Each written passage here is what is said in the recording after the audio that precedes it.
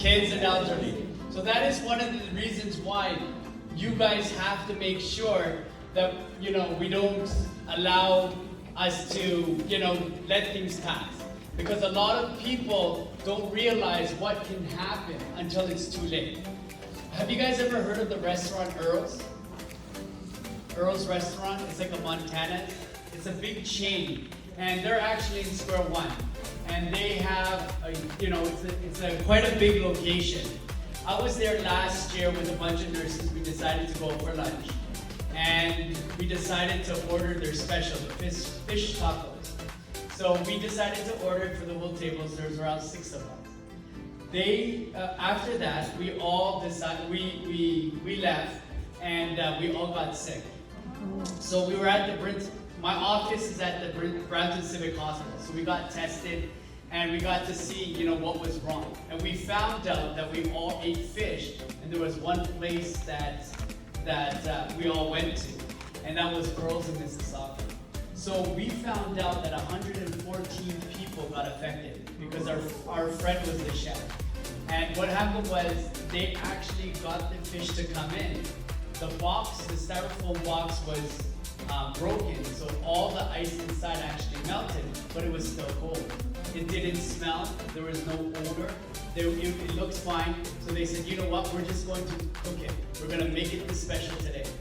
And because of that little mistake, they decided to cook it and go forward with it. What happens is they were shut down. This happened on a Wednesday. They were shut down by Friday. They were closed for at least 4 days. They had to throw away all the food in the restaurant that was inside, in the freezer, in the fridge. That's hundreds of dollars. They had to pay for every employee in front house and back house for the 4 days. And they had to pay for the salary for 114 people. If you owned a restaurant and that happened to you, what would happen? Bankrupt, right? That would be a big red sticker on the door that you didn't pass, something went wrong, and at the end, you'd pay for it.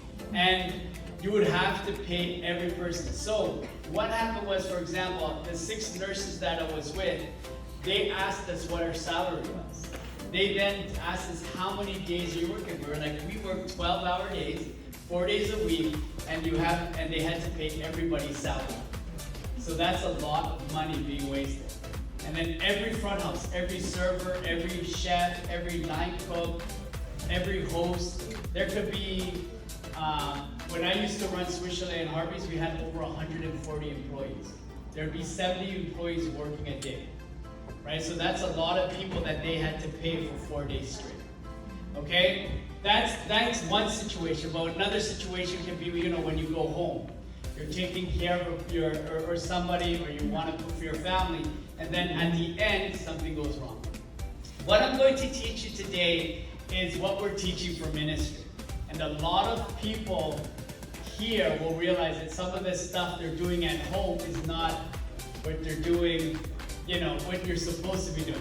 But I don't want you guys going back home, start yelling at your family members and loved ones, like, this is how you should do it. Okay? Because at the end, I'll teach, the high schools in the Schism program. They go back home yelling at their mom and dad, well, this is what we were taught in school. Okay? So just, do what you need to do. Some of the stuff that you'll see, you guys don't do it, but it's okay. You'll learn, and if you decide to do it, you do it. If you don't, because that's the way you were brought up, it's okay. Because, for example, my mom, there's certain things that she does, and I can't tell my mom ever what to do, right? I can tell her what I've learned, but will she listen? Probably not, okay? So what we're going to be doing is, we're going to be learning about food safety and our responsibilities for safety food handling. So this here was designed for the employees for the Mary Center, but it applies to you guys when you guys are at home, living at someone's house or going in and out of someone's house, working as a PSW, nurse, even if you're working at a restaurant.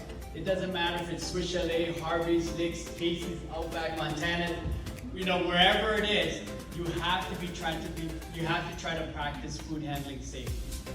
Okay? You gotta remember too, it's happening when you're purchasing, preparing, cooking, and even storing food. If you're in a grocery store and you had to prepare food, what is the last thing you should probably get? What's that? Meat? Yeah. What's one of the first things you can get? Like, so usually it's your canned goods. So when you go into a grocery store, what I tell everybody, if you look at the center of the grocery stores, that's where you're gonna find all your canned goods. You're gonna find stuff that can be stored for a long period of time. And then if you look around the outside of the grocery store, you'll find your groceries, you'll find your produce, you'll find your bread, everything in the back. But then you're gonna work your way inside and then work your way outside. Because you don't want to get milk or meat or anything that can, spoil in a long period of time. I've been shopping with many people, and sometimes they're shopping for 2 hours, and you don't want that food to be outside food in the aisle near the freezer, stuff like that. What are a few popular grocery stores? The Superstore does it? Yeah. Where else? Chinese. A lot of Chinese are for a year, and I'm sure they use it in the farm, but I can't say that that's a good, safe practice. So if you put it in, just try to always rotate your food. You want to try to use it as fast or as soon as possible. 1 second. Okay, do you guys want your lunch break? Cell phone. I've seen people, they talk with it. What is the dirtiest part of your body? Your mouth. So what you gotta remember, if you're constantly breathing, there's that little circle at the bottom where it's on the screen, your breath is constantly on there. When you go to sleep, or before you go to sleep, you brush your teeth, right? You move whatever, salt, Listerine, whatever. After that, you wake up X amount of hours later. Now what happens? Is your breath nice and fresh still? Yes?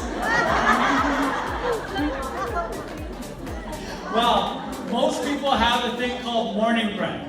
And your breath is worse. Why? Because the bacteria in your teeth, in between. How long does somebody brush your teeth for? How long, on average? 2 minutes. Okay, now how many teeth do you have? How many teeth do we have? How many?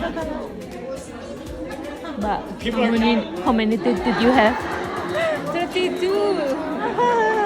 It's around 32. Okay, so you have 32 teeth. Now if you have 32 teeth for 2 minutes, how long are you spending on each tooth? There's 4 sides and a top on each one, right? So you're not spending a lot of time. A lot of people are not dental flossing, right? A lot of people, are not doing what they need to. That's why the dirtiest part of your body is mouth. We're constantly eating food. Some people brush their teeth middle of the night, they snack, right? They'll go out and they snack and then they go back to bed, right? Oh, I need to eat. If I eat, I fall asleep, right? But at the end, it's not that good. Do you know there's a lot of heart attacks that are happening during the time you're sleeping, and a lot of men are going to downstairs and eat, they have a heart attack? What is the first thing they do when they're having a heart attack in the kitchen? They're making noise, like they're trying to wake up whoever's upstairs. And as you women, what are you going to say? He's being inconsiderate, he's watching his sports or whatever. And then at the end they wake up, the person could be dead. So you have to be careful. That's why in CPR, you have to make sure you know how to save yourself by using the table or the chair. Okay, if you don't know, we'll learn it in the next class, and make sure you Google it. You could grab the table and then you start pulling it, or you put your body here, and you put it here, and then you grab the chair and you try it. But before you do anything else, what's the first thing you do? Dial 911, because you gotta know. They gotta know that you gotta know that someone's coming. If you dial 911 now and you don't speak, they automatically think it's an emergency and they have to come. Okay? But if you try to rely on your loved ones upstairs, I'm just joking. We won't go there. Sorry. Okay, so public toilet. What is cleaner? Public toilet or your dish sponge? Toilet? The dish sponge? Okay, let's show them. Okay, I'm gonna ask you right now. A toilet, even a public toilet gets cleaned at least 3 to 4 times, 5 times a day. Now a sponge, you guys wash your dishes, where did you put it? You guys put it in a little bowl with soap in it, and it's inside. It's at the mouth of an animal, or the dog or the cat is better than a human. It's cleaner. So I see them, they'll get their animal to lick the wounds. No. Okay. The other thing I see is the girl will get the thing. Oh, look at this. So the cat is licking her tongue, and I'm like, what are you doing? And then they're gonna say, oh, their mouth is cleaner. But then I see a few minutes later they go outside. And then they poo, and then the only thing to clean is they're rubbing their butt on the floor, and then they're licking their, and then at the end, how could that be clean? Right? So at the end, if you look at here, go back, the computer keyboard, 6,000 per square inch. That's 5 times worse than the toilet. Because a lot of people will eat there, they sweat, things go inside, but they never clean between. Always wash hands when? After using the bathroom,